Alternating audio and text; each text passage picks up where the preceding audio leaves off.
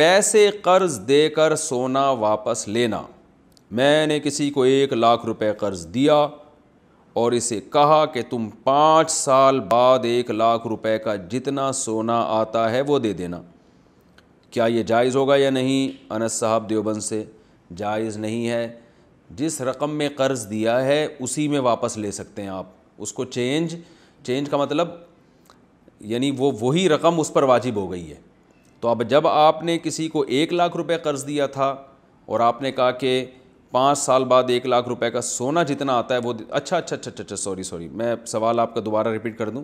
یعنی آپ نے یہ نہیں کہا تھا کہ ابھی جو 1,00,000 روپے کا سونا آ رہا ہے وہ دینا، بلکہ آپ نے یہ کہا تھا کہ 1,00,000 روپے جب سال کے بعد آپ واپس کریں گے تو 1,00,000 کا اس وقت جتنا سونا آئے گا وہ دے دینا. تو یہ جائز ہے، اس میں کوئی حرج نہیں ہے. لیکن یہ شرط ہے باطل کا مطلب یہ کہ اس پر واجب نہیں ہے کہ وہ سونا ہی دے، بلکہ اس پر اصل واجب ہے کہ 1,00,000 روپے رقم واپس کرے. پھر جب وہ 1,00,000 روپے رقم واپس کرنے کا ارادہ کرے گا تو پھر اس کی مرضی ہے کہ وہ 1,00,000 کا سونا دے دے یا 1,00,000 دے دے. اگر وہ 1,00,000 کا سونا دے گا تو آپ کی مرضی ہے کہ آپ اس سے مطالبہ کر سکتے نہیں مجھے 1,00,000 روپے ہی چاہیے، مجھے 1,00,000 کا سونا نہیں چاہیے. تو مطلب یہ کہ یہ شرعاً جائز تو ہے مگر یہ شرط دونوں میں سے کسی پر بھی لازم نہیں ہے. دوبارہ میں ریپیٹ کر دیتا ہوں. آپ نے کسی کو 1,00,000 روپے دیے اور آپ نے کہا سال کے بعد مجھے 1,00,000 کا اس وقت جتنے سونا آئے گا، ابھی کا ریٹ نہیں، اس وقت 1,00,000 کا جتنا سونا آئے گا وہ سونا واپس کرنا. آپ نے کہہ دیا، اس نے قبول کر لیا، لیکن شریعت میں یہ شرط کالعدم ہے. سال کے بعد جب وہ پیسے واپس لوٹائے گا تو وہ اگر 1,00,000 روپے واپس لے کر آ جاتا ہے، سونا نہیں لاتا، تو آپ کو وہ 1,00,000 روپے قبول کرنا پڑیں گے.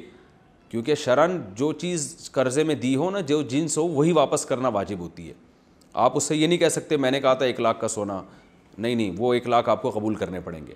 لیکن وہ اپنی خوشی سے 1,00,000 کے بجائے 1,00,000 کا سونا لا کے دے دے تو آپ کو بھی یہ رائٹ ہے. آپ اس سے بولیں نہیں بھائی میں نے زبان سے کہا تھا کہ سونا چاہیے لیکن مجھے چاہیے ابھی کیش ہی، تو اس پر لازم ہوگا کہ کیش لا کے دے. تو آپ نے اگر 1,00,000 روپے دیے تو پھر اس کی مرضی ہے کہ وہ، اس کی بھی مرضی اور آپ کی بھی مرضی ہے کہ سونے کی شکل میں واپس لینا چاہیں یا کیش کی شکل میں.